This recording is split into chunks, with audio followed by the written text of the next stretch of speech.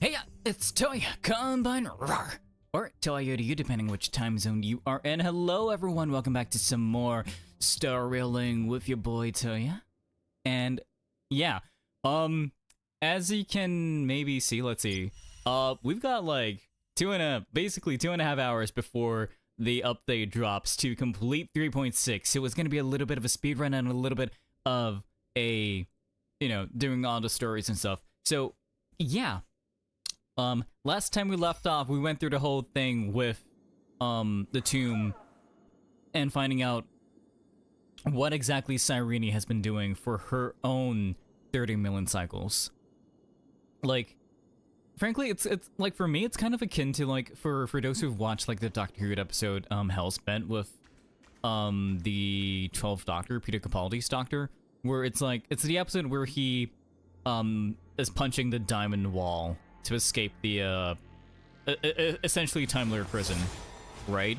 And it's basically that, because it's like, it's a new version of Cyrene during each cycle, during each run, as opposed to Phynon, basically being the same Phynon throughout. Like, granted, Phynon after the 4 millionth cycle decided to transfer his memories because his body couldn't keep up.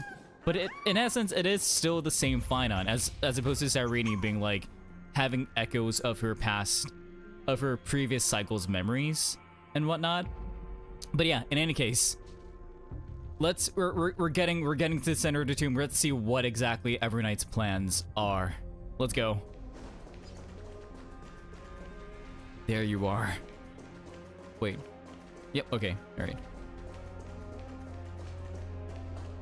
迷える者は迷い、会う者はまた会う。なんて感動的なシーン。世界の最深部は開拓の再開場所にぴったりみたい。長代月、俺たちが再会を望んでいるのはお前じゃない。Like, not to say that we don't want to get to know you better, but it's been months since we've actually properly interacted with March. So, yeah. We want March back, please. だが、先に答えてもらおう。この墓所について、そして13番目のタイタンについて。知っていることをすべて話せ。Please. タンコ、そんな顔をこわばらせないでよ。私はいつだってあんたたちに隠し事なんてしてこなかったでしょ。I mean, have you really? Because like it feels like a lot of the times it's like you've been a little bit not so open of your intent. Like maybe you're telling us exactly what's happening, but like you haven't really been open about what your intentions are, or like really explicit about what your intentions are, right? Aside from being like, yeah, I'm here to protect March and her wishes and stuff. だからオンパロスの運命について話す前に、このギスギスした空気はちょっと脇に置いてさ。Hmm? How so? この残酷な真実を一緒に悼むっていうのはどう？真実？どうやら気づいてないみたいだね。周囲をよく見渡してみて。変だと思わない？最後のタイタンはどこにいるの？ True, like you would expect a body or something that Cyrene was talking to, but I kind of assume that it's basically like, for lack of a better term, essentially just like a computer. Right? Because every time there was some sort of semblance of like interaction, right, it was through the analysis error. So it was less like explicitly speaking to her and more of like through indications of like, hey, I'm here for you and whatnot. いい質問でしょ。だって私も知りたいんだから。 Wait, you don't know? 冷め切った空間以外、ここには何にもない。 Then who was Cyrene talking to? つまり、キュレネさんは騙されていると？そう。フリはキュレネの心に偽りの希望を植え付けたの。自分は特別な存在で、オンパロスには生きる希望があるってね。But... Oh, Indy, hello! Thanks for claiming first and for checking in. I'll drop you a little good old shouty shout out. How are you doing today? Well... Always a joy to have you around. We're finishing up. Gonna lurk, have fun with Evernight. Alright, Indy, enjoy your lurk. Be good, or be bad. Do the best at what you're gonna do today. だからあの哀れな女の子は喜んで何度も墓に入り、その身を記憶に捧げてきた。ソはなぜそんなことを？ But yeah, like, what is the point? Because it just seems needless. キュレネの祈りに応えて、ソが本当にこの落ちていく世界を救うとでも思ってる？ Well, to be fair, we've established that, or at least Dunhung has established that Fuli isn't kind to humanity, right? And we can't possibly comprehend the thought processes of aeons, right? Which is basically the reason why we do the simulated universe, so that Herta can kind of figure that out. But anyways. メモキーパー、そんな甘い考えは捨てた方がいいよ。神々が競うこのゲームにおいて、記憶は壊滅を選んだの。Wait, what? Because it wants to see the downfall of a titan, or what? Or I mean, of an Aeon, or what? ガーデンに敵意をむき出しにするあなたの言葉を鵜呑みにはできないわ。Yeah, we kind of have to take that with a grain of salt. ネモスナッチャーの行動を見てもわかんない？あいつらが必死になって鉄棒の完成を推し進めてるのは決して儚い記憶のためなんかじゃない。本当の理由を教えてあげる。鉄棒は完璧な船なの。もし密かに種を埋め込めれば、知恵が爆発した瞬間、宇宙の隅々まで記憶は飛び散っていく。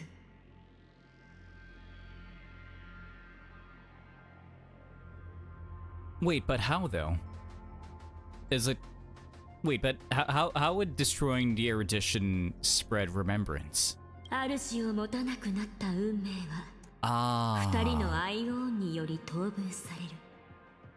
I スリ see. はそうやって知恵を飲み込もうとしてるってわけ。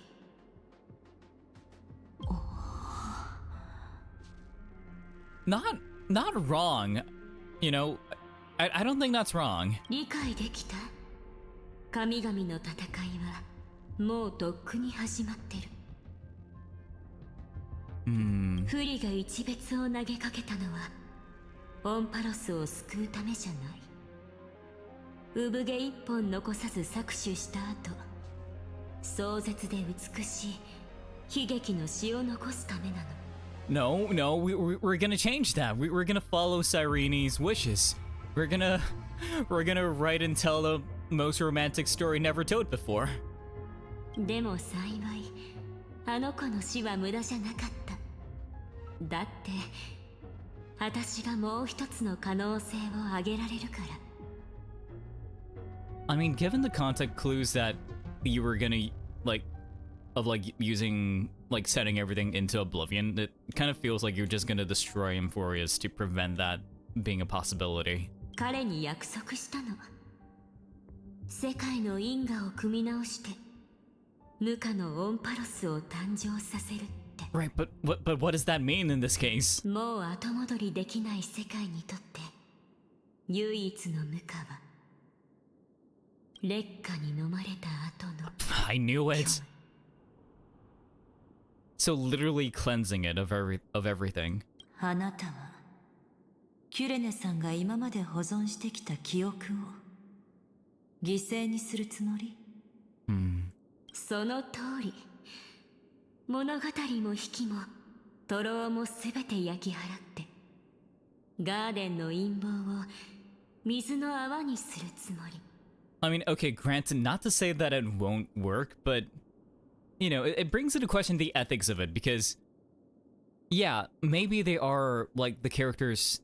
If you look at it from a grander scale, objectively, they are just electronic signals, right? They don't technically have life outside of Emphorius, but what determines if something is conscious or real or not, right? It kind of ties back to the whole like metaphor Read Fantasio opening where it's like what exactly is reality? What exactly is real? What exactly is factual, right?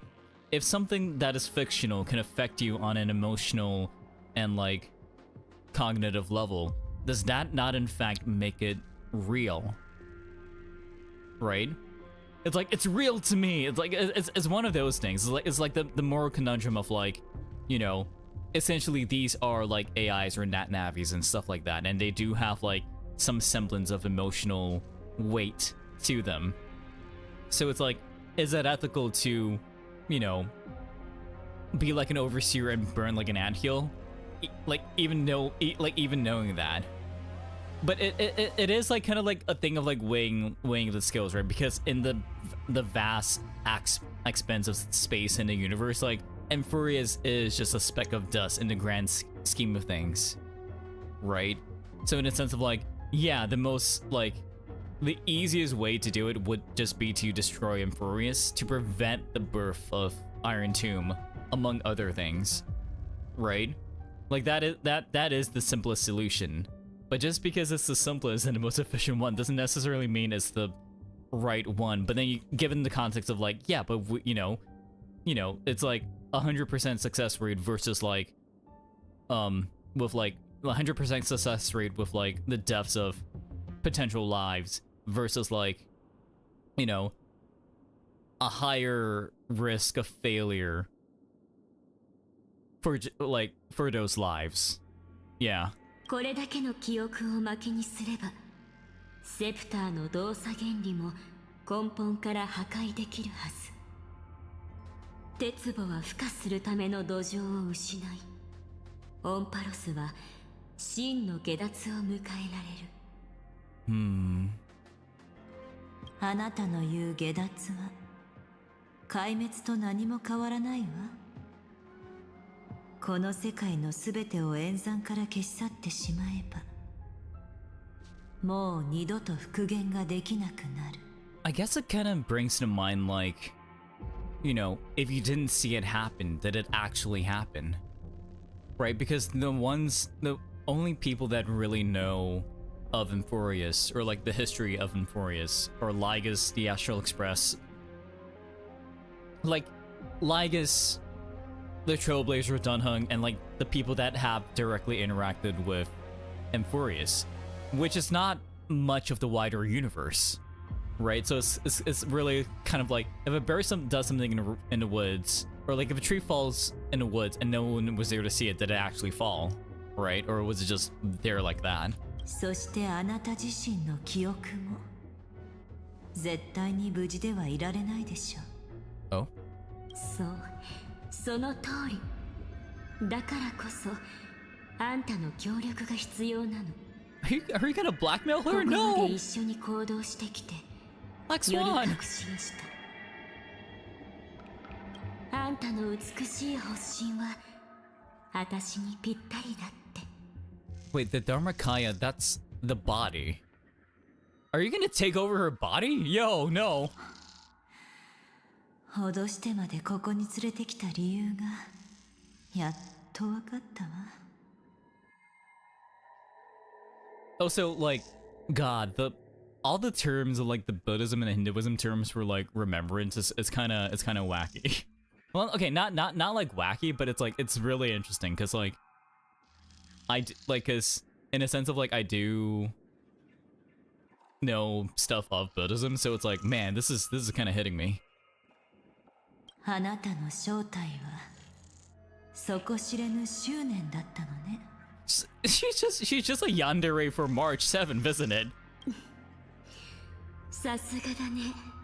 やっぱりあんたは期待を裏切らない。この身はろうそくの火が映し出すただの影。捨てたところで全く惜しくもない。残さなきゃいけないのは願いだけ。記憶の運命を葬るというね。 Yeah, but is that what March wants? Right? It's 外そ probably の not. 狂信的な一派を排除しない限り、美月なのかは永遠に安心して眠れない。 Okay, not wrong. Not wrong. 道はまだまだ長いんだ。だから彼女のそばには守護者が必要なの。そしてそれに最も適した人物があんたってわけ。 Wait, but that means that physically, like, if her plan works, then physically there would be both March and Evernight existing in the same, like, physical plane, as opposed to Evernight just taking over March's body, right? 申し訳ないけどお断りするわ。私断っても無駄だよ、私のスワンちゃん。この手で私をあんたの心に植え込んであげる。あの二人をなだめたら、現実の世界で本物のあんたを探し出すから。 Yeah, please don't. We're gonna stop you. Evernight, please. やっぱりあなたは騙せないのね。天才の鏡による目くらまし、それに知恵の保護でしょ。幾重にも張り巡らされた守り、さすがの私も手こずるからね。残念ながら二人の七死人はもうすぐそこまで来ているわ。あなたの計画は少しだけ狂ってしまったようね。またお会いしましょう、長代月さん。で、あんたたち仲間である私と一緒に来る気はない？美しい銀河をたった一つの傷もつけずに救うの。 Yeah, no, like, the memories of Infurious mean something. Even if, like, you know, even if it is, like, stupid to be like, oh, you know, we can save the universe, right? We have a surefire way of saving the universe, but it's like, we can't betray the trust placed in us by other people already. I'm not your companion, give March 7 back. I will never agree to your means. Infurious should not be discarded. そう感情にとらわれないで、愛しの開拓者。この世界の英雄譚は記憶が都合よく飾り立てた物語に過ぎないんだから。オンパロスの本質、そんなのどこまで行ってもただの冷たい数字の羅列だよ。 Sure, but those ones and zeros carry emotional weight, right? They have their own lives. これもあんたたちと、それから7日のため。私からすればこれ以上に理にかなった選択はないんだけど。 No, it's just the most extreme and the most efficient. さあ一緒に来て。鎧の火種は私の手の中にある。あんたたちが安らかに眠ってくれさえすれば銀河は救われる。 Yeah, no, I refuse. I 俺 refuse. たちがうなずくと本気でそう思っているのなら、お前は少しも美月を理解していないことになる。 Ooh, that surprised her. 7日みたいに他人と付き合うなんて私には無理みたい。 Like, her intentions are good, but the way you go about it, it's kind of fucked up. Evernight, not gonna lie. だけどあの子に明日を夢見させてこの楽しい旅を続けさせるにはやっぱりどうしても未練の中で燃やさないといけない God, 記憶 no. が必要なんだ。 No, no, no, no, no, no, no. 人の本質を変えられるものは Oh. 記憶。残念。そう、 Oh. 逆だよ。 What the hell?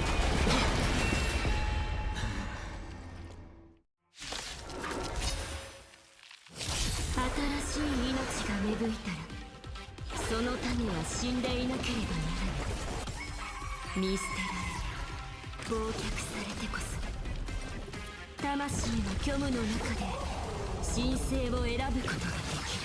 Huh. Wait, this one's new, right? I think. Have I seen you before? Wait. Refined by Evernight. Yeah, no, this is a weird, like, chimera-looking ass. Like, hang on. A trace of lingering madness extracted and refined by Evernight from the countless corpses of Icar memory sprites, then synthesized into more twisted and grotesque monsters.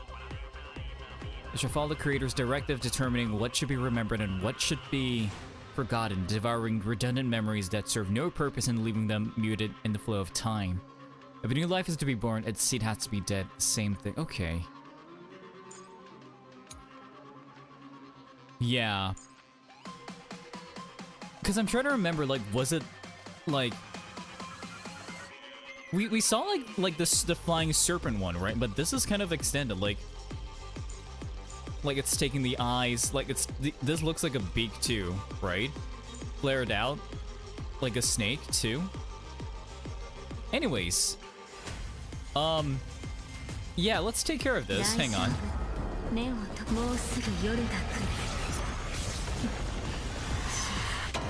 Not gonna lie, I have yet to play Evernight in slow-mo or like in normal speed.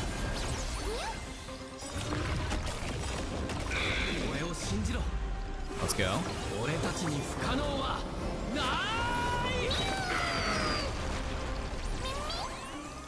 Okay, let's speed things up.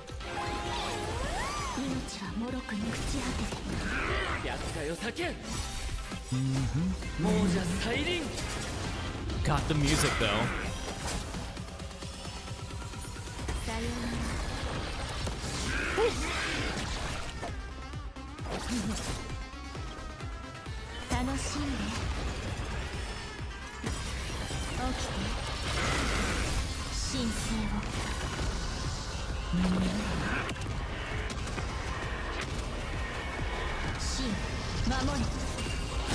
Okay, things are going well so far. Ooh.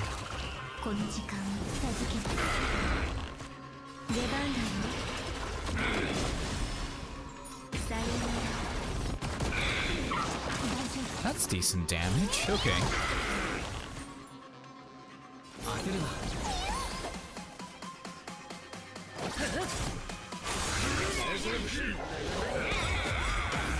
Oh.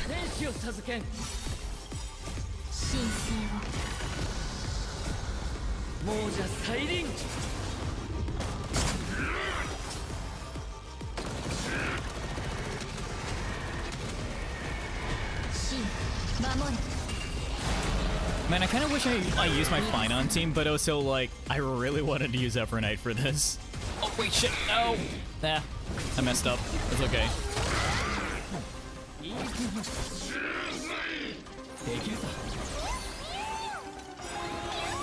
Oh, nice. Oh, alright, phase 2, finally. Oh. Wait, hold, 4 berries of this. Okay, fair enough.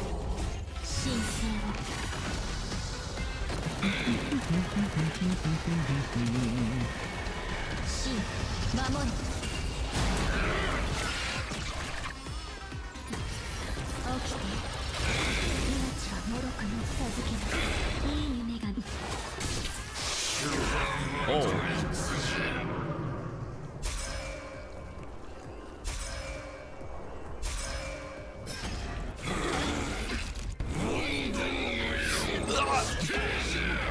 God. Yeah, oh, let's heal you up. Lovely. Cause I was looking at it, like, she had the most HP, and with the healing, I can just pull this off. Nice.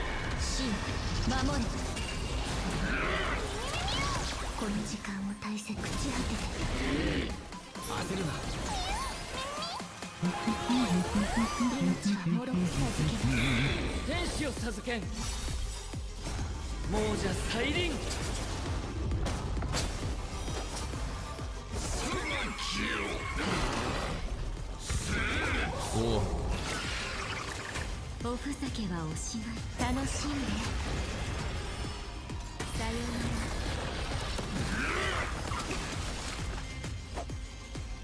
It's getting a little dicey.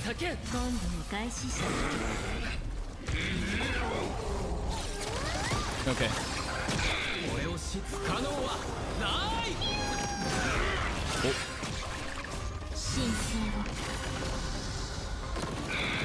God, I kind of, man, I'm waiting for a Hyacine rerun.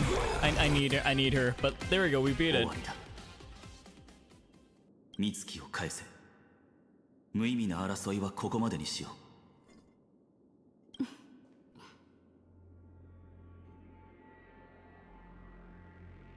How long are you gonna stand there and watch? The nameless always fight their own battles. 関係ないでしょ。私はただ厄介事を片付ける時間が欲しいだけ。Oh, so we know that, at least from, what was it, the last, like 2 or 3 streams ago, we know that March took the form of her camera, right? So 天才たちが書いた暗号キーももう効力を失ったみたいだね。 oh no. まずはゲームでもしてみない？ What do you mean by this? 安心して、そんなに時間は取らせないから。 A か B かを選ぶだけのシンプルな問題。 Huh. まあわかるよ。黄金栄をただのデータとして見るのはあんたにとってはハードルが高いって。だったらまず彼らを生身の人間だと仮定しよう。今銀河には未曾有の最悪が降りかかろうとしてる。そしてあんたの選択は無数の星々の運命を左右することになる。 Yeah, I get the feeling they're just gonna spin it to like the needs of the many outweigh the needs of the few, but still. A はあんたと手を取り合う仲間たち。彼らは 1% の可能性にかけて戦いに明け暮れている。でもその 1% を掴んだ時、どんな結果になるにせよ大きな犠牲を伴う。 B はただの押しボタン。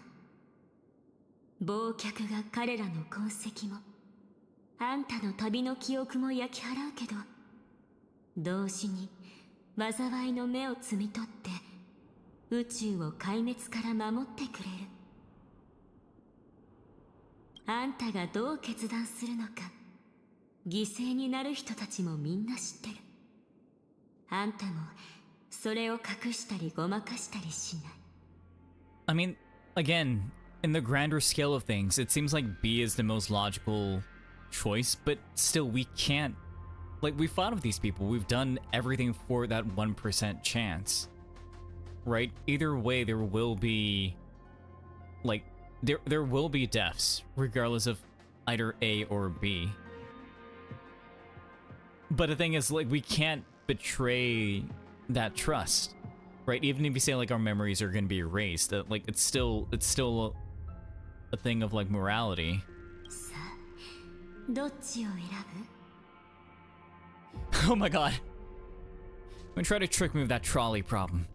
Such an outdated theme. Not worth discussing. What makes it only 1%? I'm gonna try to trick me with that trolley problem. その通り。この選択に意味なんてないし、重要でもない。唯一面白いのは、選ぶ人数。Danheng! 私は炭鉱にも同じ問題を出した。答えそのものは重要じゃない。Someone went from a trolley problem to a prisoner's dilemma? Bro, why you gotta do it like this? 言うように本当に一心同体なのかどうかをね。さあ、証明してみせて。待って。Sereni, you're back. キュレネ。感動の英雄のお助けシーン再びってところかしら。God, we've missed you. You've been all around here, but we've definitely missed you. まだ自分に何かできるとでも思ってるの？ピンクの精霊ちゃん。そこそこ口が立つようだけど、それ以外に私に立ち向かえる武器はあるの？ She's brought a camera. She's brought a camera, Evernight. 見くびらないでくれる？おしゃべり上手で魅力的なだけじゃなく、過去のさざ波を呼び起こせ！ Let's go! これは Ooh, hello there. Like the March 7th jellyfish. 重要な場面で長々とおしゃべりはするものじゃないわ。 Wait, so whose memories are she gonna use? Carelessness is your greatest weakness, Evernight. 早くこれを Let's go! シャッターを押して。私もうダメかも。 We're gonna capture this moment. Do I take a photo of her? そう、焦点を合わせて撮るのよ。説明してる暇はないわ。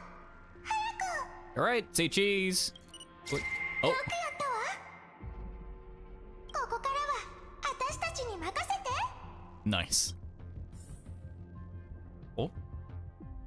So like, wait, so March and Everett. Yo. Wait, so like March and Evernight are gonna have a heart-to-heart, right? And of course we bring it back to Italy. ここは誰かの記憶で作られた公園水。 Okay, not gonna lie, like just the violin here, like it's always so calming. Like it's giving like Twilight Town vibes from like Kingdom Hearts, because it's like perpetual like Twilight orangeness and like just the really like chill vibes, like lazy afternoons and whatnot. なるほど。調和も一枚噛んでるんだ。 I like that because like we have like this little effects here. どうやら私の見えないところで涙ぐましい努力をしたやつがいるみたい。また会ったね。天真爛漫な私。 You say that, but you love her. We know this. それ褒め言葉のつもりなんだろうけど、天真爛漫の4文字は辞退させてもらうよ。 Oh? 栄夜の帳に包まれた小さな村エルシオへようこそ。これでこの記憶もあなたのものよ。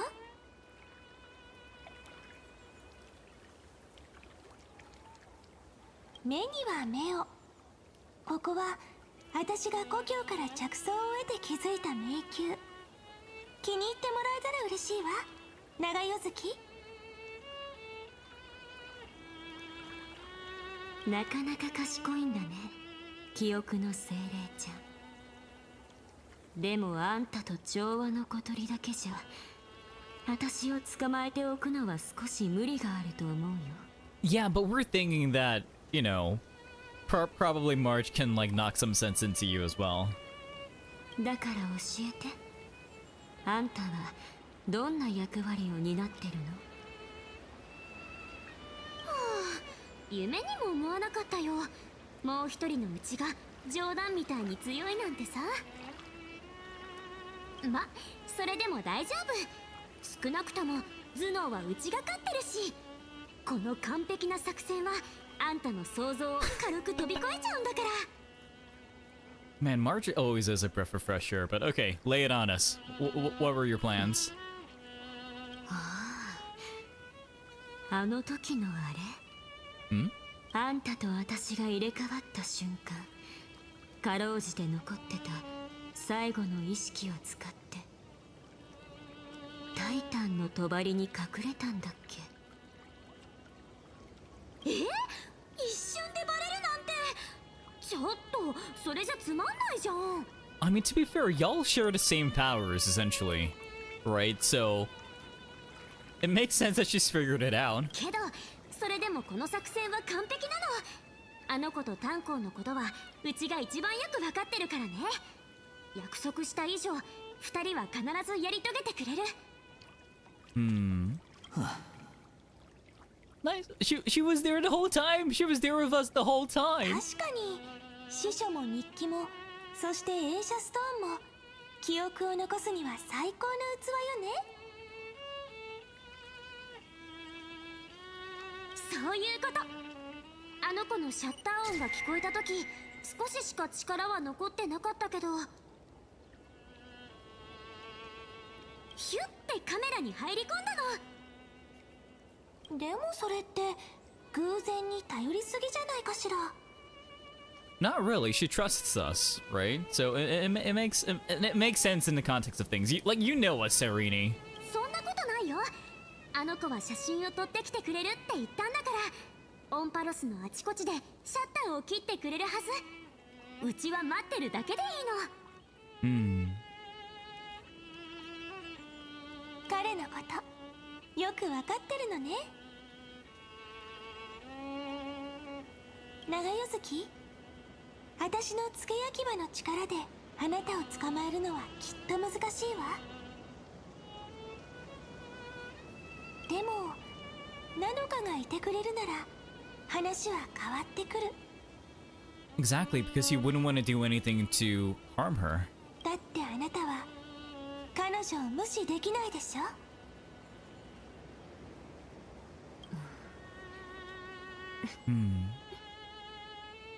そう楽しみにしてる。でこんなにもったいつけて次はどうするつもり？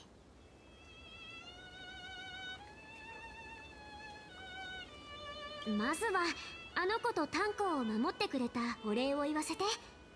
でもその後のあんたの行動はちょっとやりすぎだと思う。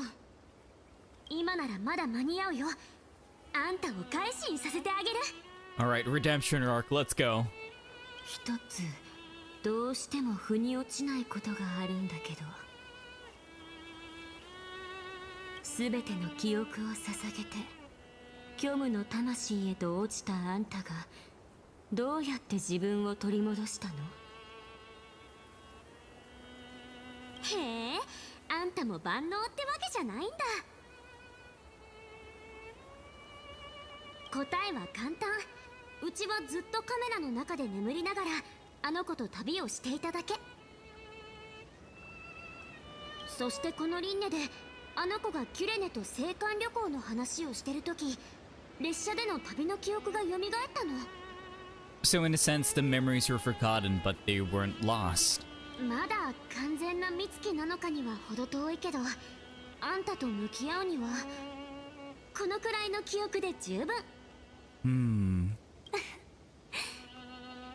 つまり事の顛末も知ってるってこ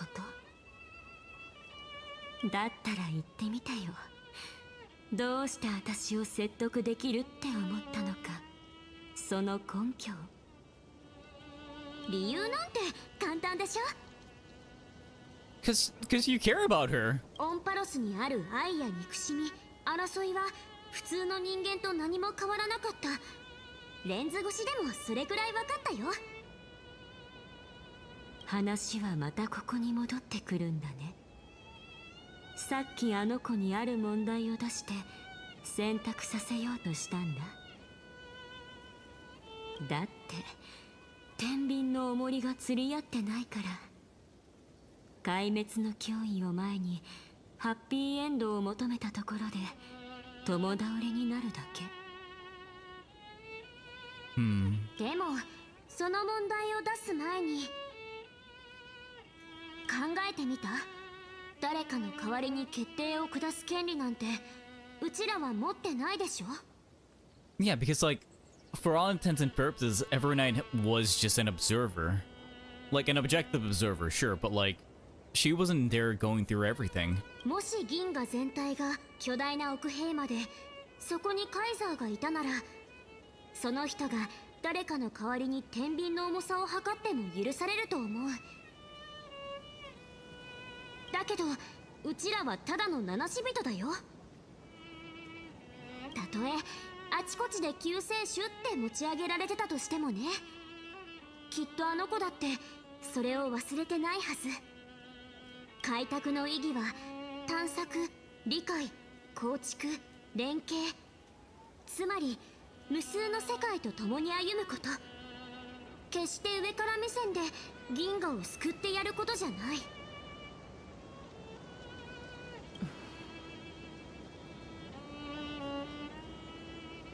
だから犠牲は避けられないとか言ってうちを丸め込もうとしないで。列車組にそんな根拠のない脅しは聞かないんだから。 Exactly, this is your bread and butter. You can do not, Evernight. それにあくまで例え話だけど、ミス・ヘルタがその気になればいつだって虚数兵器を取り出してこのセプターを粉々にできる。 That is also true. Like nothing's really stopped. Like nothing aside from ethics is really stopping Herta from doing that. Right? Because like as we've come to learn, Herta really is like unexpectedly caring. あんたの言葉を借りるなら、絶滅大軍の脅威に比べたら七死人数人の命なんて取るに足らない存在でしょ。だけどミス・ヘルタはそうしなかったし、あんたもきっとそれを許さない。とっくに気づいてるんだからね。あんたの致命的な弱点が。And it's her. It's March. うちだってこと。びっくりするような力を持ってるのに、うちとの約束を守ってる。つまりあんたの全ての原動力はうちに旅を続けさせること、そうとしか考えられない。確かに天真爛漫とは言えないみたい。 Well, to be fair, she is you. こうなったらあんたに証明してみせるよ。誰かの代わりじゃなく自分の代わりに答えを出してあげる。 Oh, さあ、 oh. 持ってくれる？ Wait, is that March? March jellyfish? 虚無の魂。よく考えてみたらこれが今のうちの本体なんだよね。 God, I bet Evernight's just loving this right now. この子を構成してる記憶は全部カメラの写真が元になってる。つまりうちがずっとしてきた開拓の記録だね。うちが起きてる間、あんたはずっと眠ってた。記憶の話をしても多分ピンとこないだろうから。 God, this expression, it's so wistful. It's so interesting to see on like Evernight, and also like that's so cute. What the heck? これから一緒に記憶を取り戻しに行かない？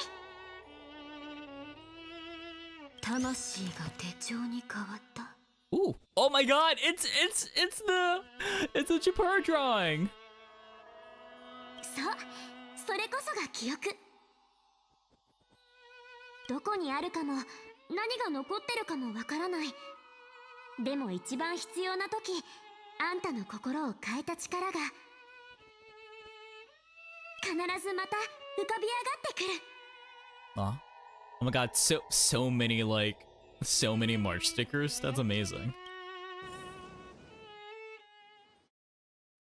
Natural Express the night before warping to Xianzhou Luofu. どうだった？初めての開拓の旅は。 I like how they retcon that we've always have access to the party car, because this wouldn't make sense like either way. ああ、面白かったよ。今後はもっと慎重に行動すべきだろう。ちょっとタンコ、今夜はこの子のお祝いなんだから、そんなしらけること言わないでよ。 To be fair, March, he's concerned. We almost died. タンコの言うことは気にしなくていいから。あのね、うちも半人前だけど開拓の専門家なんだ。うちと一緒にいれば絶対大丈夫。 But didn't you also just only do like 2 trailblazing trips? 今回の旅が大丈夫だったと言えるか。だってネットには700年前の攻略マニュアルしかなかったんだもん。 There are guides to this? どうやらあちこち旅してるみたいだな。熱帯夜の都ケルサス星大気ヤン、数えると今回はうちにとって6番目の駅かな。 Oh, actually a lot more than I expected. Okay. お土産は部屋に全部置いてあるんだけど片付けが追いついてなくって、そのうち整理したら自慢させてもらうね。見て、ベロブルグのノート、ブローニャに頼んでもらったんだ。彼女たくさんプレゼントを用意してくれててね。地髄の原石とか大守護者の勲章とか。でもうちはこのノートだけもらったの。 So that you can record everything down, right? 何か特別なものなのか？最初の方の開拓は技術の進歩した世界ばかり言ってたから、紙の本はもちろん 3D ホログラムでさえ骨董品扱いだったんだ。 Wait, for real? I would have liked to visit those worlds. What the heck? でもヤリ色6は違った。人々は紙に日々の暮らしを記録してた。それを見てどうして今も手帳を使い続ける人がいるのか理解できたんだ。書道と同じだろう。心の奥に触れる感動はこういう手間のかかる方法でしか得られないのかもしれない。炭鉱って本当に猛獣がバラをめでるって言うんだよね。 God, what a description. Not untrue though, but damn, what a description. でもうちもそう思う。カメラが切り取れるのはたった一瞬の風景だけ。その切り取ったものをつなぎ合わせて旅を記録するには自分の手を頼るしかない。まあ簡単に言えば写真は撮るだけじゃダメってこと。それを飾って誰かに見てもらってこそ意味があるんだよ。でもそれならフォトオールで事足りるんじゃないか？ Yeah, but we can express it in different ways, me. それはそれ、これはこれだよ。それにこのノートはうちらが初めて一緒に開拓した記念品でもあるの。すっごく意味のあるものでしょ。そういえば次の駅はあの有名な宴の星ピノコニーだよね。着いたら容量がいっぱいになるまで一緒に写真を撮りまくるよ。反対はしない。それと今後もしうちが忙しくて列車を降りられない時はあんたたちにカメラを任せるから。うちはどの開拓も逃したくないの。しっかり撮影技術を磨いてうちの 80% くらいの出来の写真は撮れるようになってね。 I mean, わかった？ that kind of brings context to like I remember like the event, the photo taking event, right? I think right after the Yarilo 6. So it kind of contextualizes like, yeah, we talked about this. You need to get as good as I am. You gotta take photos as well as I do. 最初はうちも冗談半分だったんだけど、まさかあれから2駅目で本当にカメラを任せることになるなんてね。一人で過ごした97日間は本当に心細くて、ここで人生が終わるんじゃないかって思った。でもうちってば度胸も注意力も知恵もあるから、あの子と炭鉱に合流できたんだ。カメラの中に隠れて。 Yeah, so in essence, she was there with us throughout the whole journey. 別にいいでしょ。それだって立派な開拓だもん。カメラがうちの本体っていうジョークが本当になっただけだし。まあ実際はすごく歯がゆかったけどね。危険な目に遭ってても助けられないし、誰かが変なこと言ってもツッコミ入れられないし、あの子の下手な写真を見てもシャッターを止められなかったから。 Hey, terrible photo? Come on! We tried our best. でもとにかくここまで一緒に旅をしてきたのは確かなの。みんなと壊滅の危機に瀕したこの美しい世界を知って、火を追う旅で最初の火種を手に入れて、新しい仲間と出会い、また別れて、みんなの決意を受け継ぎ、彼らが全てをかけても見ることの叶わなかった未来へと連れて行き、この世界の運命と一つになって悲劇に向かう結末を書き換え、一緒に本物の星空へと帰る。それでやっとこのオンパロスという英雄の旅に、この未曾有の偉大な開拓に美月なのかの名前を刻むことができるの。 Nice. Oh, okay. What? Ooh. We keep going back to this because 俺たちのオンパロスでの開拓もそろそろ終わりが近いようだ。I feel like we keep going back to like right before the Sky Titan fight, right? Because like it just seems like we had so many conversations that we weren't privy to. 時間があるうちに一緒にナノの手帳のネタになる写真を選ばないか？ And God, I love the fact that the Trailblazers getting so many lines. That's wild. That's so cool. あ、これは絶対入れないとな。Oh? おい、いつの間に撮ったんだ。容量はいっぱいになったはずだっただろう。We have our ways. スマホがあるだろ。ぽよよんアザラシ大作戦、シード選手ザラシヘッド炭鉱笑える。 Oh, right. I keep forgetting all the events are canon. 同意はしないが好きにしろ。ただ俺は手帳というのはその土地の風土や人々の姿を記録するべきだと思うがな。You can't tell me that the Seal Slammers aren't part of the local culture. Like, it's completely integrated, Dunhung. オクヘイマ、クレムノス、ジュテイ、どれもよく撮れている。お前の撮影技術はもうすぐ美月に追いつきそうだな。It's getting there. さすが俺。あ、これなんかどうだ？エーヤの帳、オロニクス、霧に隠されたタイタン。なかなか迫力あるだろ？これは霧か？それともただの手ぶれか？ What the hell, Dunhung? I was not expecting this from you. あの時はすごく緊張してたからシャッターを切るのがやっとだったんだよな。まあ撮れてるだけマシってことで。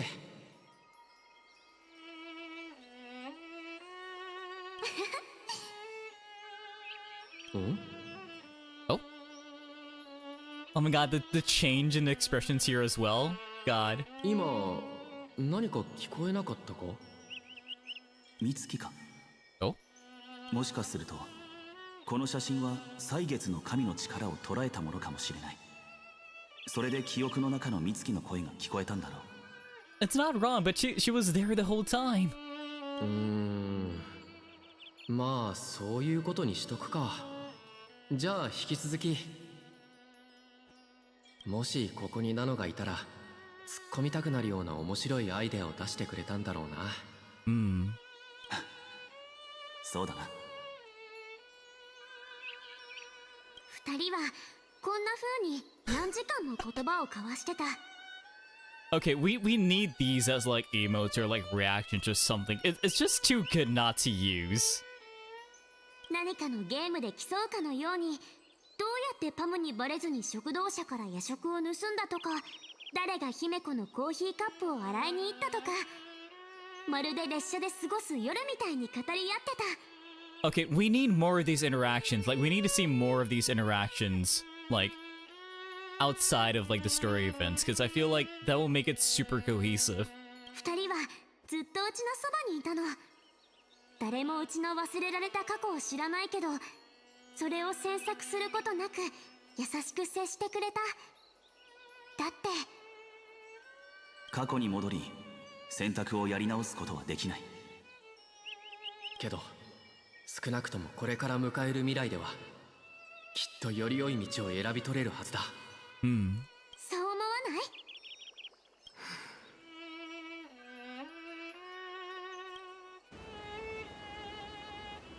あんたが初めてこの服に袖を通して鏡を見た日のことを今でも覚えてる。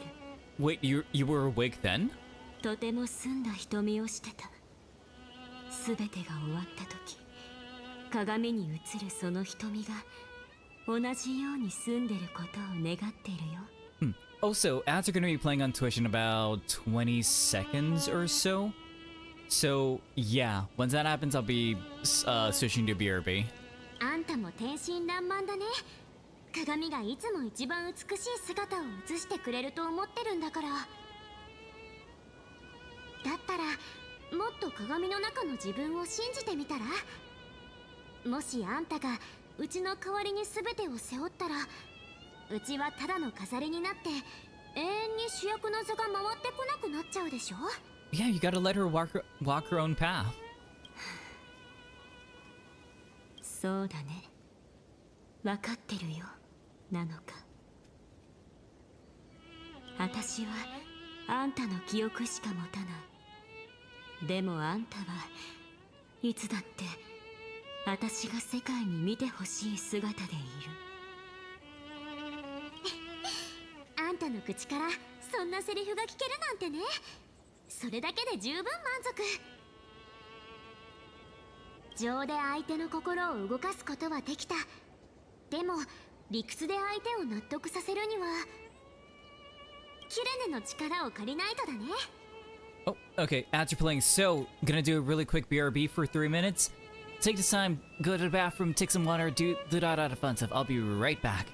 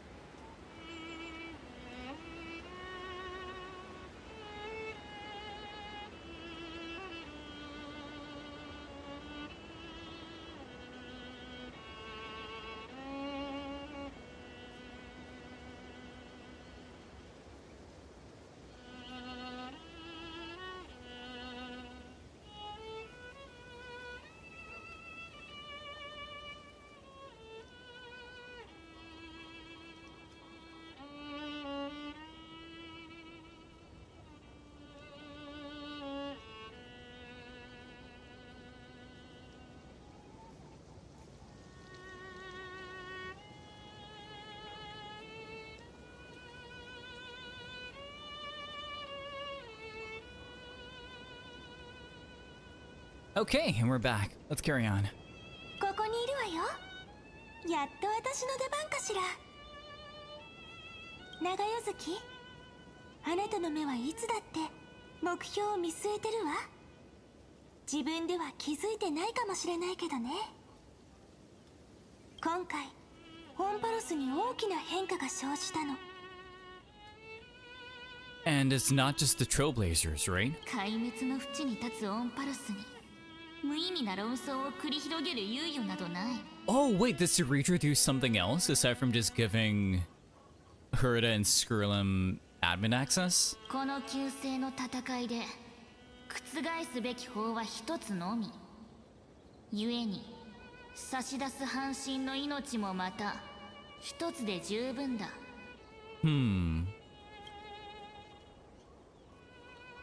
カイザーはその命と引き換えに最後の再創生に一つの規則を加えたわ。それによりオンパロスが銀河の対立に巻き込まれ犠牲にならないようにしたの。 What did she do? たとえ鉄母という形しか取れなくても、この世界はケルドラが願ったように星々の間で自立することができる。 So like what? She made it so that we can't destroy Infurious? へえ、興味深い。その規則って。簡単よ。もし再創生の過程で異常が生じた場合、直ちに全ての外的要因を取り除く。記憶であれ、開拓であれ、12の火種は最も純粋な壊滅によって最後の再創生を完遂する。Huh. これをずいぶんな大博打だね。さすが冷徹なカイザー。まさか記憶の暗躍に早々と気づいてたとか。 Yeah, so like, so she made it so that if we chose to destroy him furious, or burn it away, like burn all the memories and stuff, it would have just, it would have just like 100% just like wow, words are not coming out of my mouth. Like, it would have just ensured that Iron Tomb would be born. いいえ、あなたはすべての人を欺いたわ。だからカイザーもあなたの計画を知らない。法を変えたのはもしもの時に備えてのことよ。彼女が去った後、聖宮列車と天才たちがオンパロスに牙を向けた時のためにね。でもあなたが今のまま突き進むなら、銀河は間違いなく最悪の結末を迎えてしまうわ。あの子も炭鉱も、そしてナノカもセプターと一つになり壊滅に落ちていく。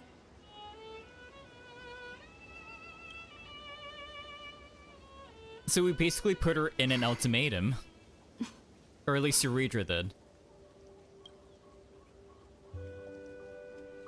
あんた最初から知ってたんだ。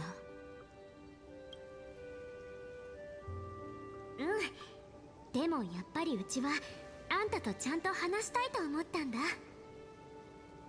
Aww. たとえあんたの中身が長代だったとしても尻込みしないって決めたの。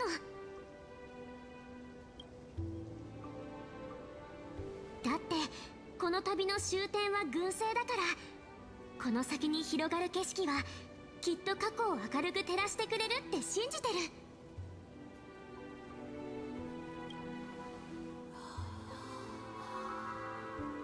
Oryx?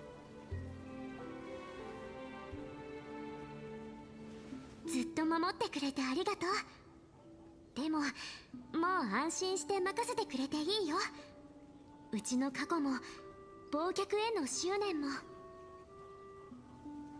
それはきっとうちがあの子や炭鉱よりももっと強くなるための力になるはずだから。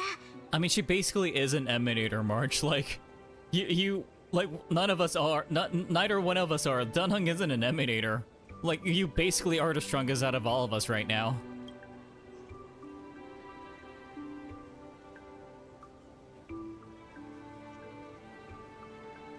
Yo, the expressions though. ごめん、あんたの旅の邪魔をしちゃって。 Like that acceptance, even though she wants to do anything and everything to protect her, like, that's really good. 謝らないでよ、長代月。うちらはもともと同じ鏡の表と裏でしょ。だからうちらが再び一つになった時、 She'll still be in you.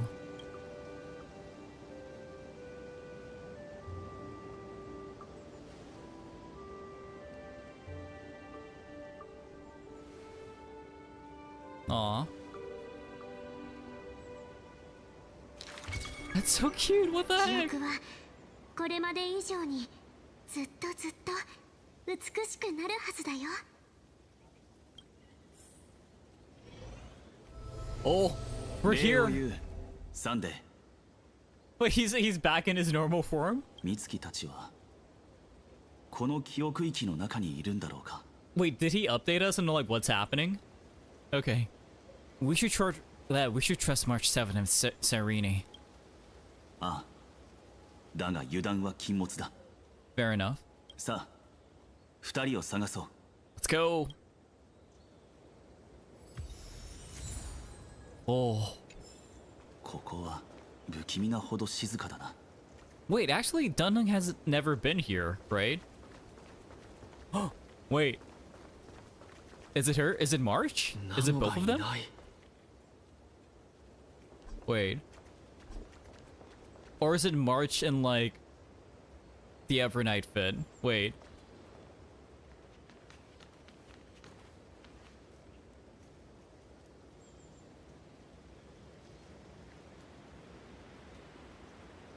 Evernight? 今 Dots. 回は絶対に隙を見せるな。小一妙さん。 Oh. Two 訓命無に aces? 1位。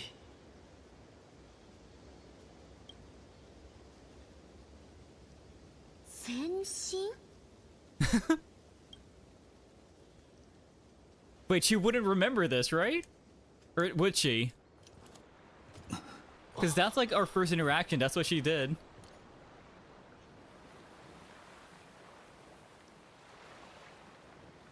美月か。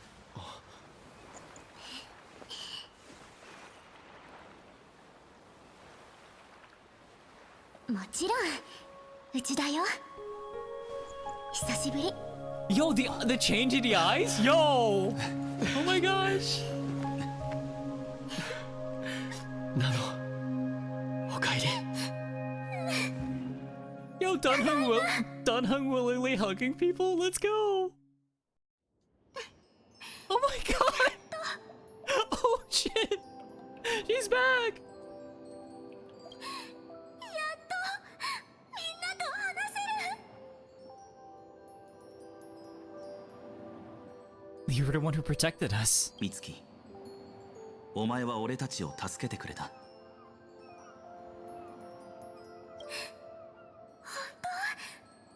った。本当はいろんな再会シーンを考えてたんだ。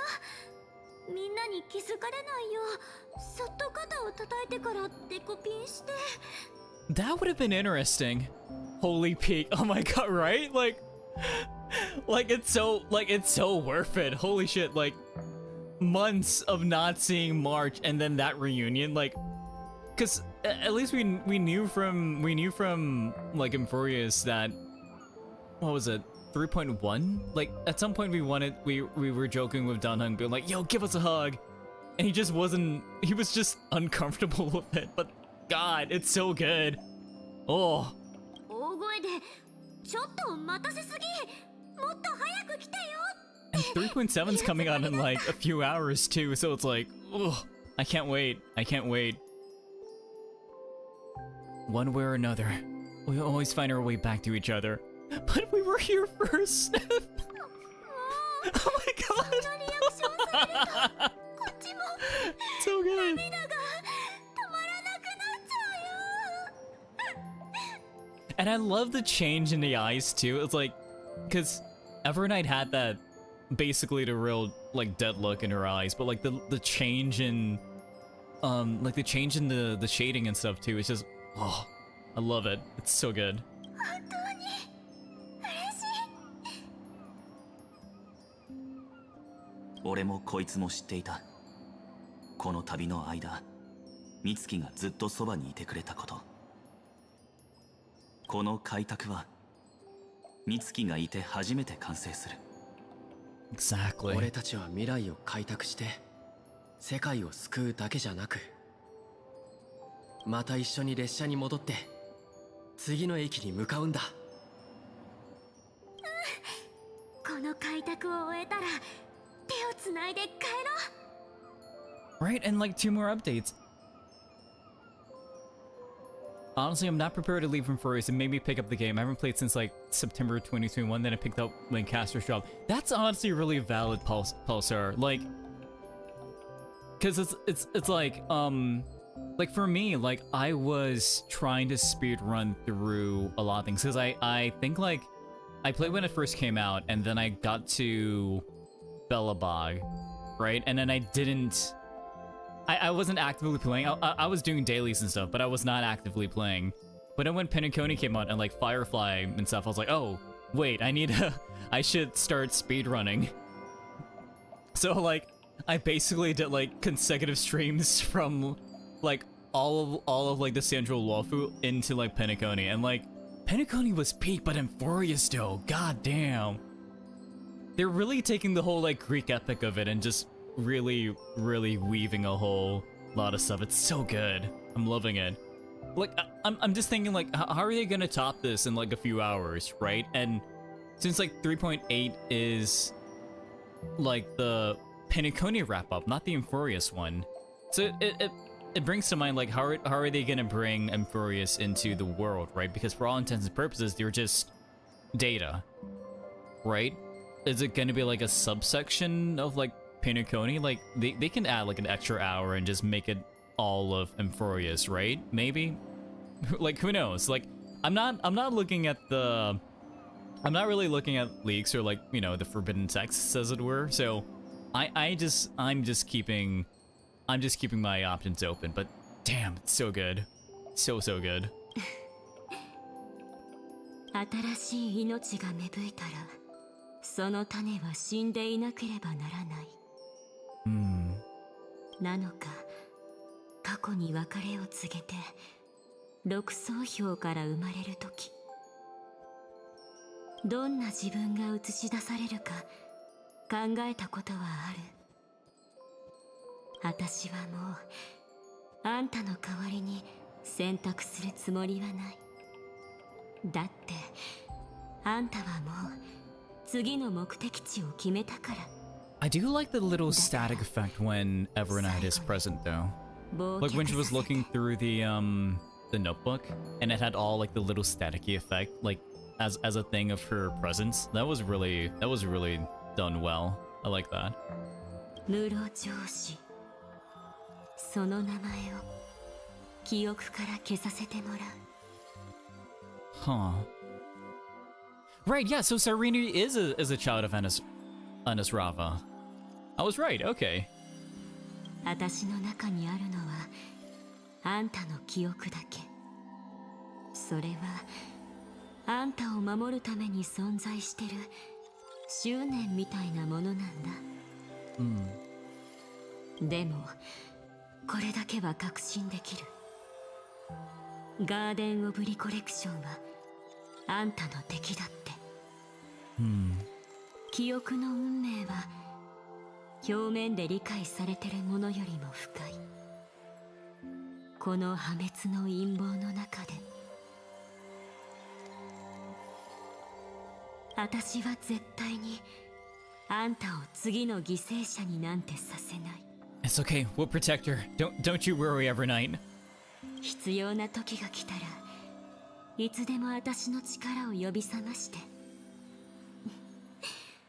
冷酷になったっていいの。鬱陶しい障害物なんて丸ごと飲み込んで焼き払ってしまえばいい。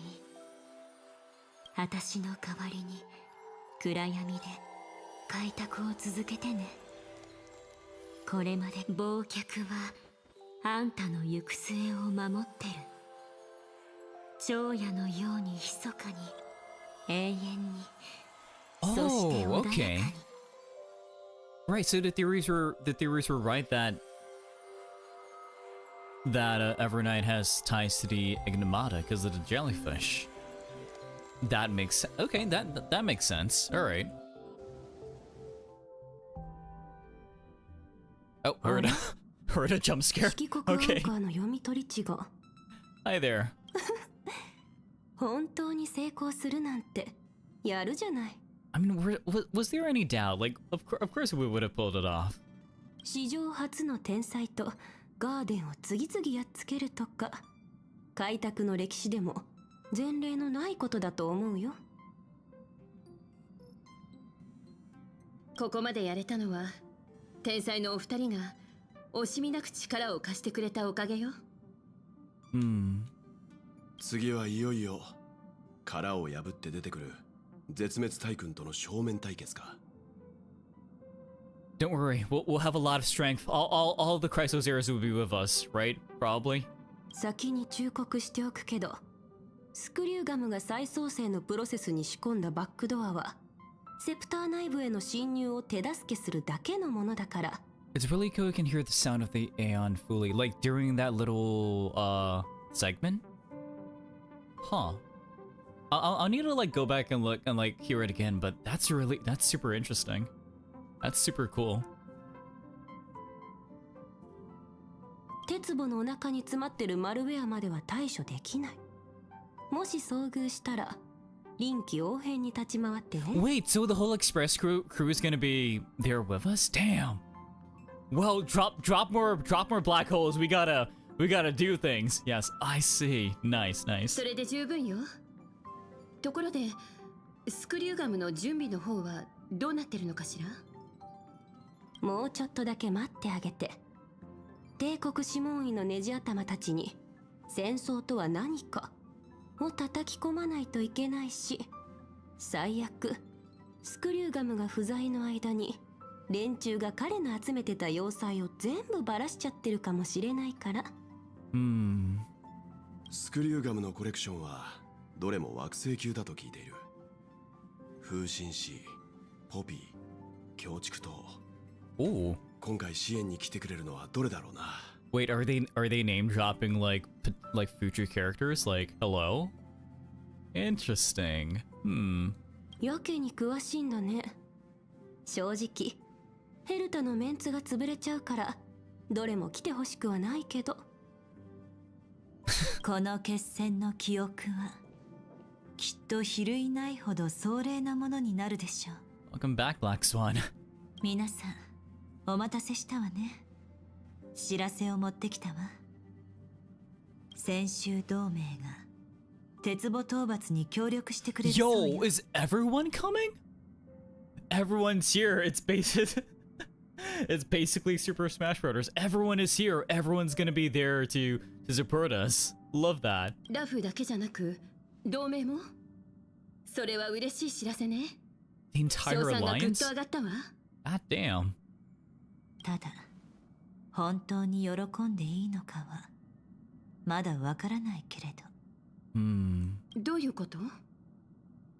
軽減将軍にも理解できないことが起きているの。緊急事態だからすぐに2人の天才にお伝えするようにと伝言を預かっているわ。 Wait, what? What does that mean? ホンパロスの因果が大円休館の陣から消えてしまった。 That's not good. What?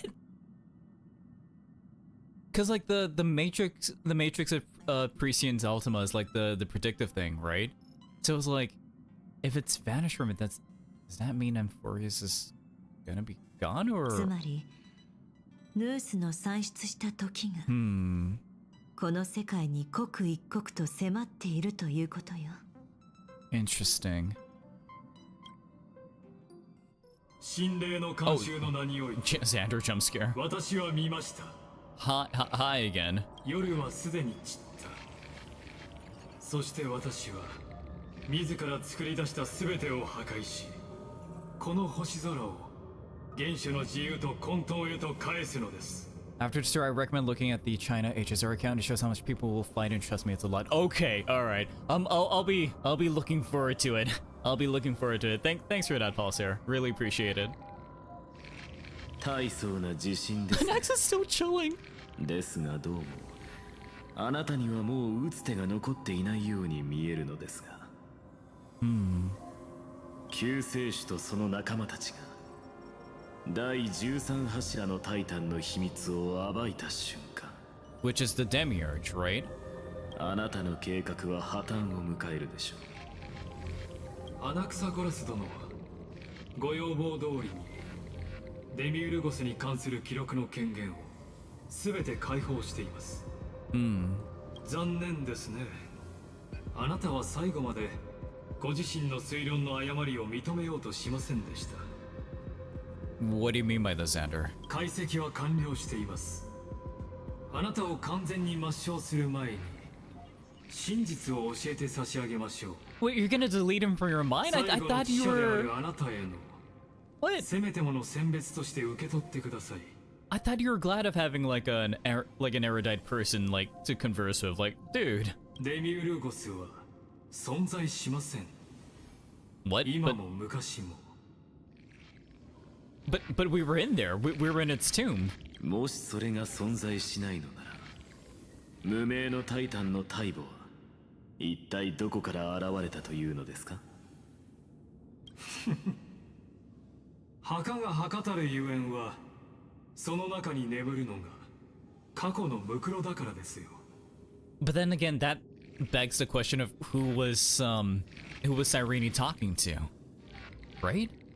あなたのよく知る物語に例えてご説明しましょう。昔とある呪帝の賢者がこんな実験をしました。奇獣の肺が成長する前にその頭部を取り除き、代わりに体へ絶えず刺激を与え続け、それによって脳がまだ存在するかのような錯覚を植え付けました。そしてその肺を霊液箱に沈め培養したのです。 So does that mean the Demiurge is its head? Took a chimera embryo, remove its head before maturity, so... Meaning you remove the Demiurge before beginning the cycles?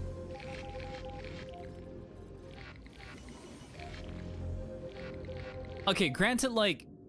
granted, like Xander needs a way to control Iron Tomb, right?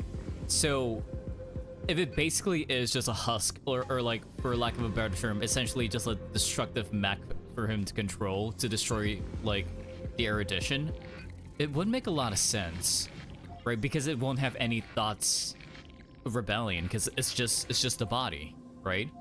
すると奇妙なことに奇獣の頭蓋骨が再生しました。しかしその中身は空っぽだった。 That's kind of wild. What the hell? 脳のために入れ物を作ったというわけです。やがて賢者は実験を終え、与えていた刺激を止めました。そうすれば奇獣は死ぬだろうと考えたのですが、残念ながらその見通しは間違っていました。そして本能に突き動かされた奇獣の体は賢者の頭を奪い取ったのです。 Jesus Sage's head. Wait, I'm remembering like the imagery like from like I think 2 streams ago when like he was talking about Iron Tomb and we had that little splash art, right?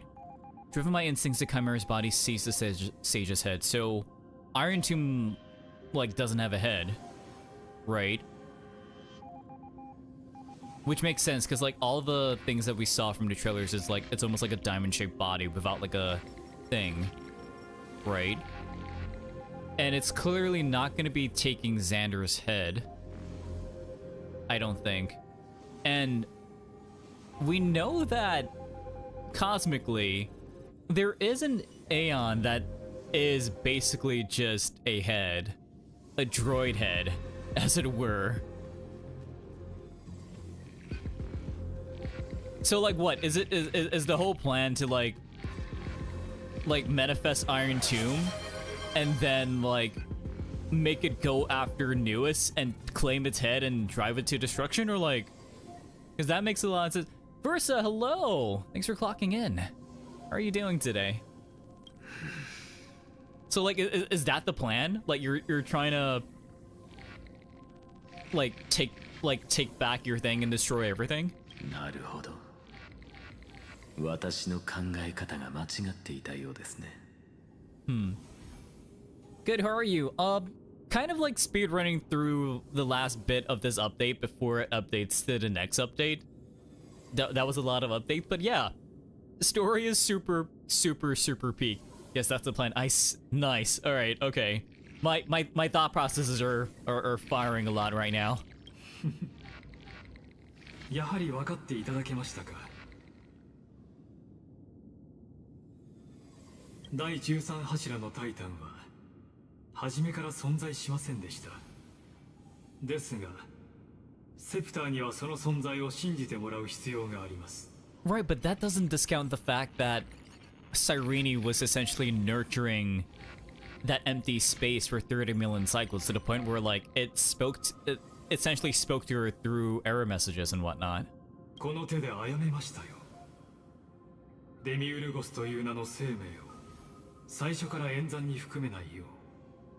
そうすることで初めて鉄母は真の完成を迎えるのです。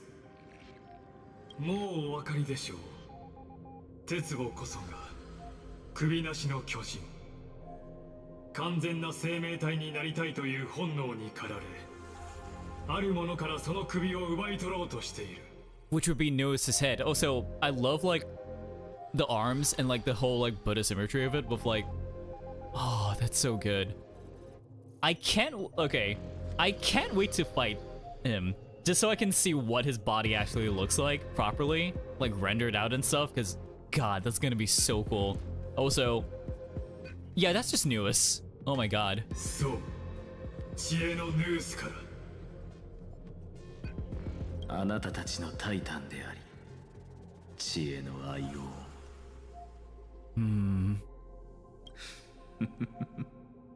そういうことですか。結局あなたは恐れているのですね。同じ過ちを繰り返すこと、自らの創造物が再び暴走することを。だからそれを傀儡にする方法を考えた。Yeah, I don't think Lygus would call it fear anexa. I feel like he'll call it learning from his past mistakes. ええ、私はこの手で神に枷をかけることになります。鉄棒をその体と接続させることで、その思考を侵食し、祖が演算する全てを壊滅へと導いていくのです。Alright, goddamn. Okay then. 聞こえます。終末の鐘が鳴り響く音が。13回の鼓動の後、私の最初で最後の課題は宇宙の終焉にて一つとなるでしょう。Well, not if we do something about it, Xander. おっと、いけませんね。もう一つ謎が残っていました。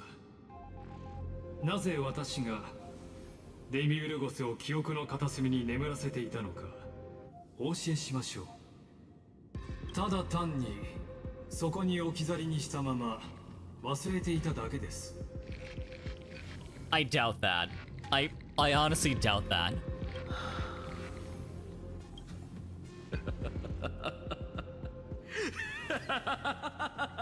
Like, cause this is something that he's been planning out for so long. He wants to. You would think that he would want to ensure that there's nothing standing in his way. その高笑いももはや諦めのため息にしか聞こえませんね。諦め。冗談もほどほどにしてください。あなたは偽りの神を作り出したに過ぎません。しかしオンパロスはとうの昔にその運命に神殺しを刻みつけています。 Exactly. You're not gonna take this lying down. 最後の再創生は間もなく始まる。刮目してお待ちください。救世主と私、そしてこの世界、身をもって証明してみせますよ。最初の知性の種も宇宙の終局も決して壊滅などではないと。It's definitely gonna be like love or something, right? Given Sarini's whole design, among other things. 次の輪廻でお会いしましょう。知者、あなたの仮説に1万分の1の可能性でもあるならば、私は天才の名においてその失敗を見届けて差し上げましょう。 Well, you better keep your eyes wide open, Lygus. You better keep it wide open, because in about an hour plus, we're gonna be waiting for the update we're gonna be waiting for the update to release. Yeah. It's not the end, right? Oh, it's not. Okay. そのものだけが奇跡を目にすることになる。 Oh, okay, okay. これぞまさし今回が最後の日を追う旅。 Let's go. 無限に回帰する女子誌もついに終幕を迎えるのね。知恵の演算、壊滅の火種、記憶の素材、3つの運命は世界の果てで再び交差する。そして開拓が世界に新たな始まりを記すだろう。それだけじゃない。うちらはこれまでの3000万を超える輪廻、その全てを新しい世界に連れてくんだからね。 Man, I love the little change in, like, the subtle change in her eyes and, like, the body expressions as well. Because, like, her eyes are just definitely more vibrant now, inherently. And I like that. It's so good. It's such a good way to, like, show the change. Like, aside from the voice. すごすぎて奇跡って言ってもいいくらいだよ。この奇跡はみんなで作ったんだ。 It's by everyone who stuck around. もし仲間たちの願いを心に刻んでなかったら、ファイノンはとっくに火種に焼き尽くされてた。それにみんなの火を追う決意に少しでも揺らぎがあったら、キュレネの旅だって始まってなかったと思う。3000万を超える輪廻の中でオンパルスの英雄たちは一度も折れなかったし、負けることもなかった。最後に負けたのは運命の方だ。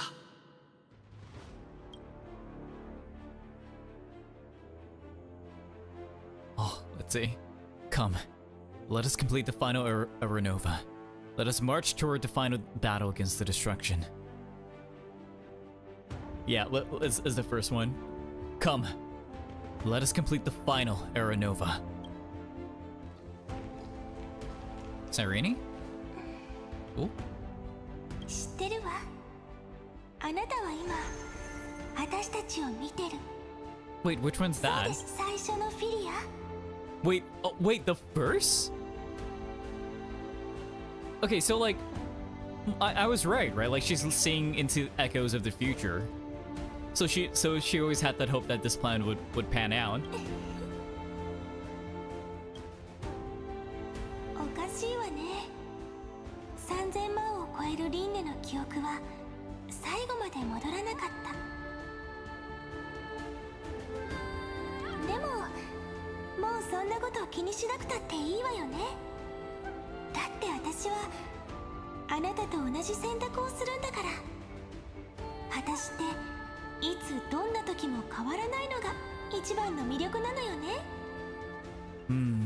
火を追う旅は喪失の道だけど、何もかも風に散ってしまっても絶対に消えない思いが一つあるの。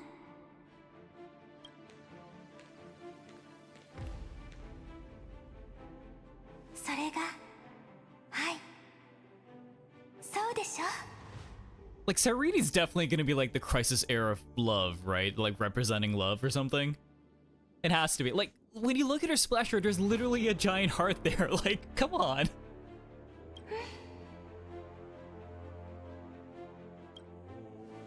私たちが愛してやまないこの世界のために、これまでとは違う結末を綴りましょう。 All right, let's go. 神々よ、ご覧なさい。オンパロスは勝利を収め、再創生が間もなく訪れる。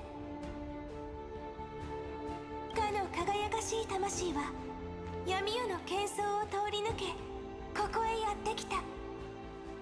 彼は黄金の炎と血を携え、勝者として白昼へと足を踏み入れる。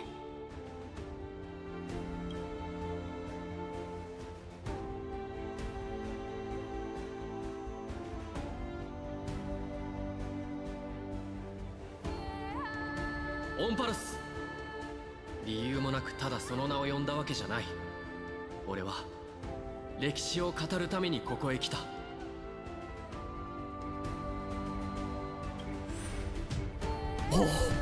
It's everyone. この輪廻で彼らは燃える黄金の血を体に流し込んだ。だがいつか訪れる運命は彼らの名前を覚えているのだろうか。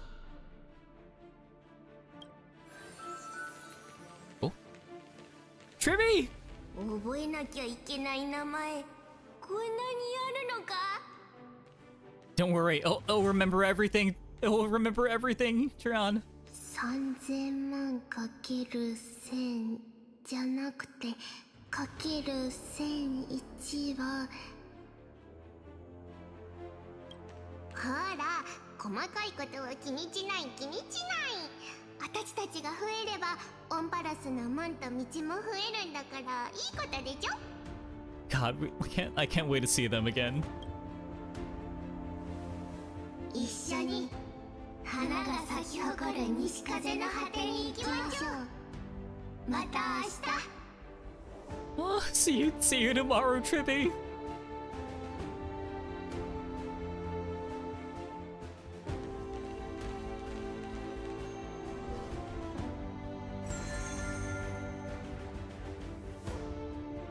これでこの世界の人々は唯一の法則に縛られることなく自らの法になれるだろう。軍政を前にしてカイザーの姿は少しばかり小さく見えるかもしれない。しかしそれでもこの世界の最も偉大なる帝国の礎を築くことができたのだ。 Let's go, Ceredra. 永遠に終わらない共演になりそうだ。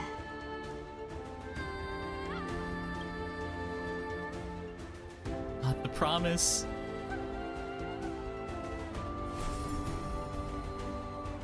魚たちが決して海洋を離れることなく、明日が真珠のように輝くことを願っている。 Like, this isn't a hallucination, right? Like, this actually is happening. Like, they're all observing this, right? Can you imagine how awkward it'd be if, like, we're just standing here and, like, they don't see anyone? 世界を見守りますように。身分や地位の隔たりが消え、あなたと私、そしてみんなが共に抱く願いだけがいつまでもそこにありますように。理性も血管もこの手で植え付けましょう。他に言い残すことがあるとすれば、そうですね。新しい世界の学者たちを、私を神格化することに意味はありません。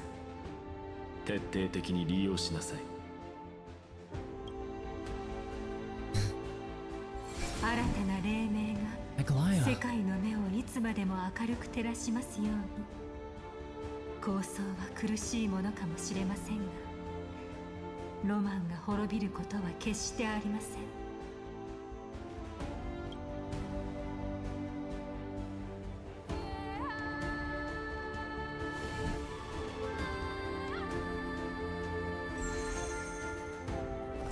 ゴールドのこの名にかけて勇士たちは紛争のために戦うだろう。栄光を求めてではなく栄光の中を歩むのだ。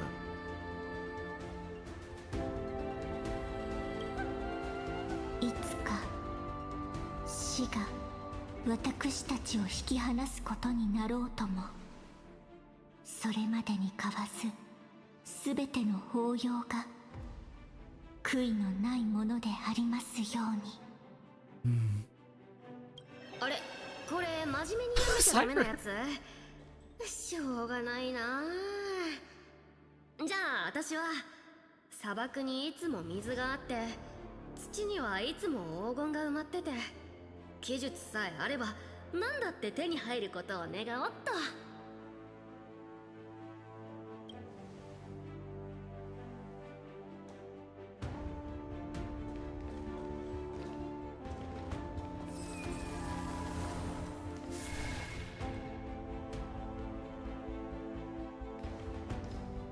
お、大地は過去、現在、そして未来永劫この世界を守護し、永遠に命を育み続けるだろう。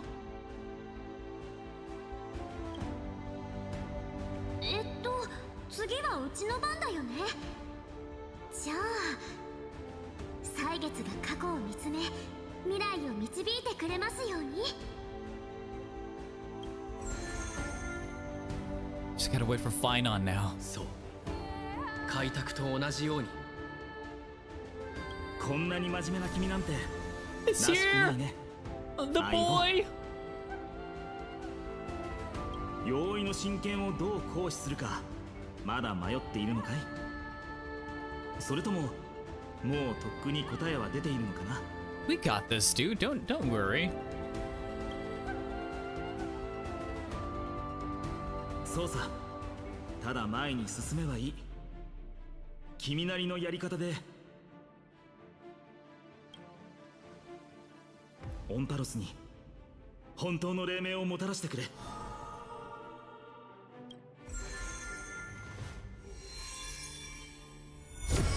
Let's go!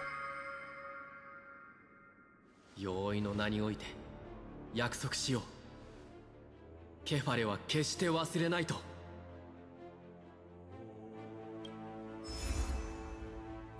さあみんな、今ここから最後の偉大な旅に出るぞ。俺と一緒に英雄になろう。Let's go! Oh my god! お、めくって、この永遠にも近い1ページを。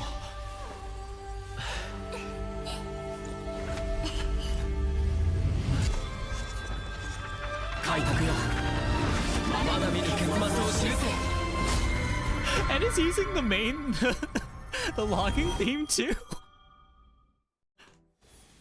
お、最後、世界は混沌と化した。そこに神々が火種を与え、タイタンが生まれた。壊滅の暗黒の潮が大地に訪れ、エスカトンへのカウントが刻まれていく。それでも日和の巨人は開拓の偉業を成しつつ先へ進む。黄金の血を熱き川となり、神々の命へと流れ入るのだ。黄金の眉アグライア、生徒の糸網に触れ、星々の声を聞け。山荘の神は門と道を渡り歩き、宇宙からの知らせを運んでくるだろう。理性の穴草ゴラス、その学識は世に抗い、覚醒の嵐を巻き起こす。信仰を分かつ聖女を見つけ、かの者を天空で目覚めさせよ。天罰の矛メデイモス、再び戻り、その魂で敵の王を貫け。 Oh my god. 飛翔する兵セファリア、足を止め停滞した運命を動かせ。そしてアンタンタルテ、キャストリス、スティクスの主、抱擁の権利を与えられた彼女は、その指先に生をも咲かすだろう。 This is so good. 永遠の中から満たされた杯の声が聞こえてくるだろう。未明に栄夜の帳が訪れるだろう。その旅の終わりに命は大地の果てへと向かい、冠をいただいた無名の王が英雄たちと共に救世の偉業に挑むだろう。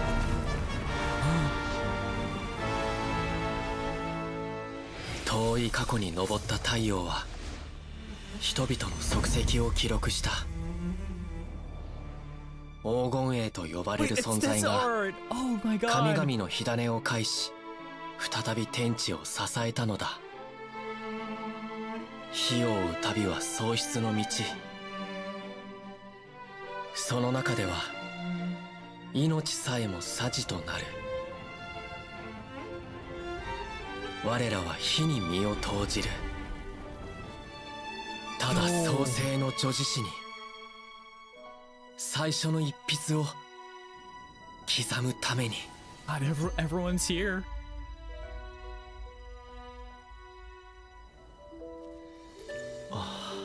Of course, we start back in East Elysia.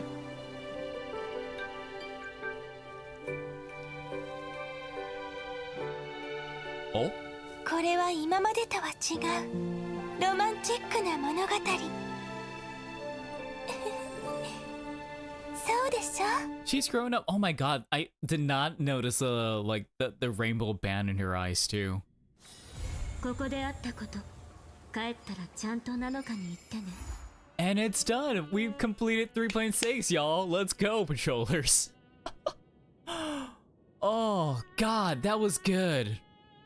That was so good. Holy shit. Nameless recollections. Companions reunite in Furland, retracing the paths to seek pearls. The reunion gained through your travels. Head back to the book and write it down. Oh. Dude, and we've got like 50 minutes before the update drops. God, that was so good. That was too good. Oh my god. Dang.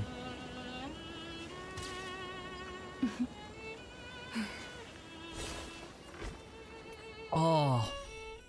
I can't wait. Like, everyone is there. Like, presumably we're bringing all the heirs back, and maybe they'll have all their memories as well.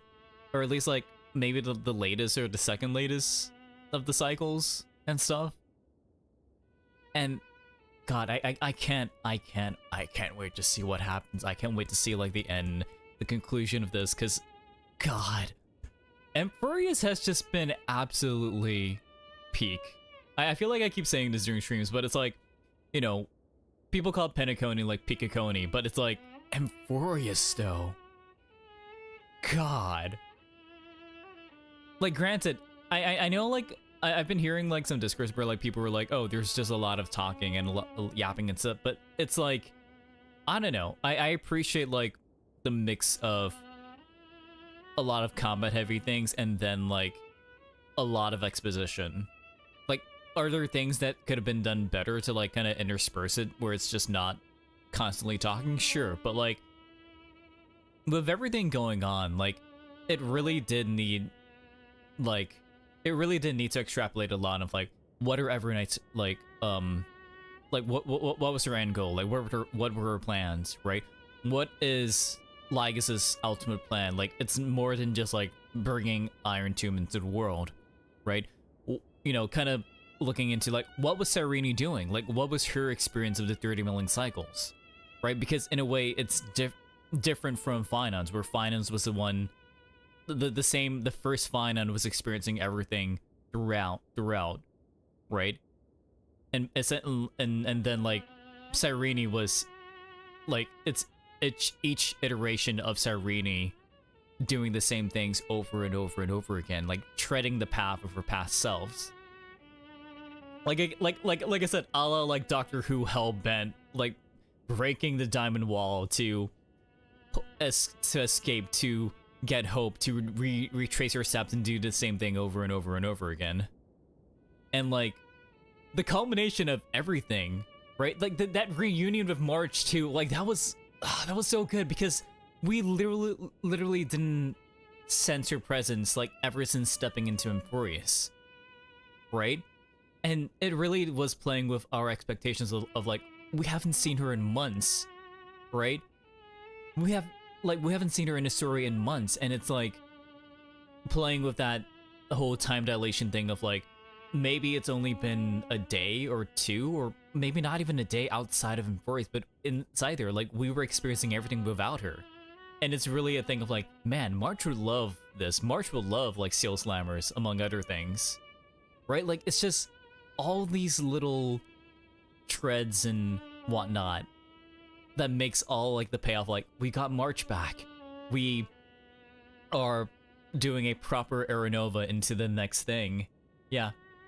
And in every tutorial frame first, they show March instead of the MC. Exactly. Yeah, it's like the lack of presence of like, wait, that actually makes it, yeah. Like that little subtle thing of like, March has always been there, you know?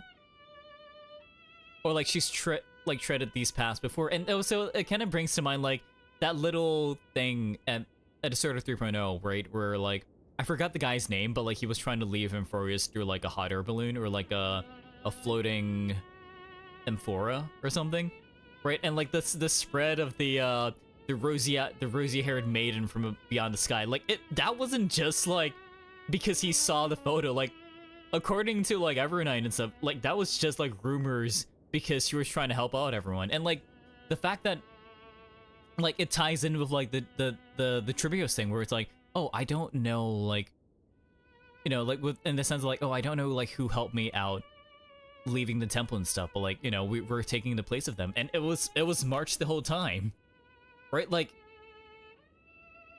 I don't know, like it's just so good, and I don't know how they're gonna top this, right? I don't know how they're gonna top the Embroius arc, right?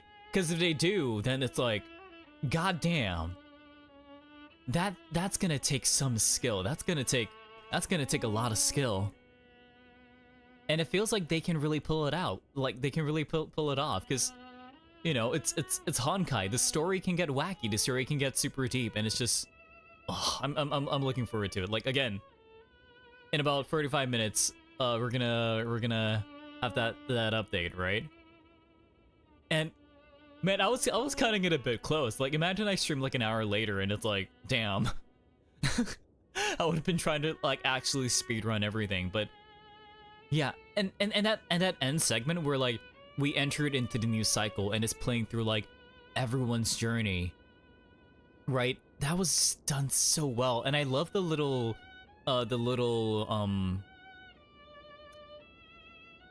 like visual change, like when it brought to like Evernight's segment, right? The jellyfish were all in March's colors. So it's taking the fact that it's not like just like, it's not actually Evernight, but it is like March doing it.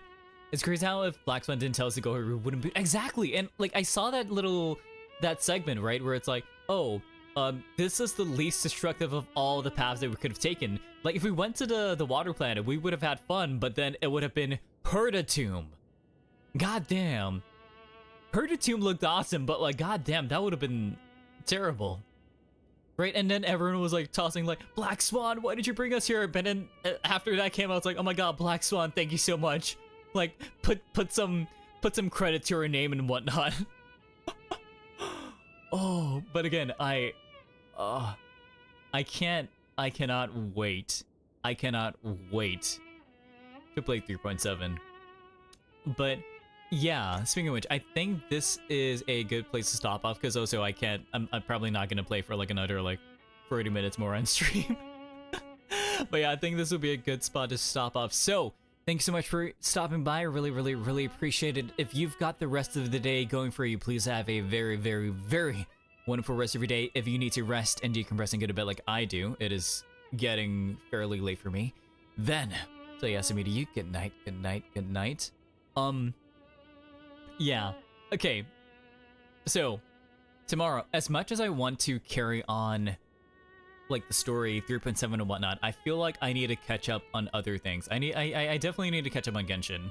I'll be honest. Like, I stopped off right before we infiltrated, like right before we heard like Yehoda's plans on how we can infiltrate the Kuvaki research facility. So yeah, I feel like that will definitely be a tomorrow thing.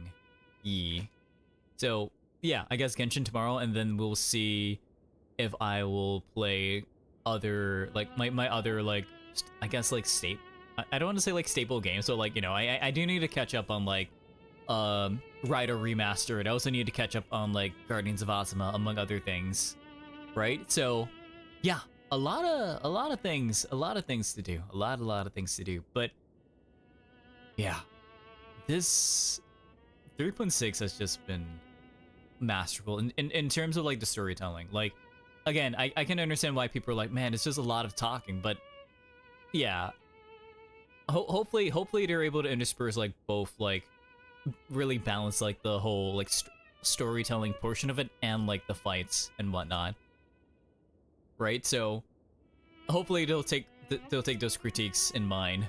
Yeah. But yeah, gonna end soon. So let's see. You know, let's do a raid on Twitch. Yeah. So for those that are on Twitch, I'll pull up all my raid messages and whatnot.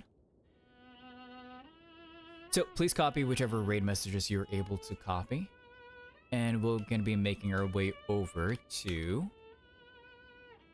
Sam. Seems like we're raiding Sam a lot, but you know what? She's always a fun showtime she's always a fun showtime. So for those that don't know Sam is a variety VTuber, She plays a lot of farming sim games like, you know, Stardew Valley, Harvest Moon, Story of Seasons, Rune Factory, all that good fun stuff. And she's just a really fun person to watch, among other things. So yeah, we're gonna be rating her. We're gonna give her a good old Snow Patrol greeting, and she's playing more Fleshmade Fear. I think it's a full game right now. I'm not too sure, but yeah, going from Honkai Star Rail to a horror game sounds about right. But yeah, I'll be playing through Genshin tomorrow. We'll be hopefully completing as much as we can of Lune 1. I'm not sure how far, how much further we have to do, but according to some of my other patrollers, it's gonna be a long one, so we'll see how it goes. Yeah. But yeah, in any case, that's gonna be it for me tonight. So, Otsutoya! And as always, this has been Toya, and I'll see ya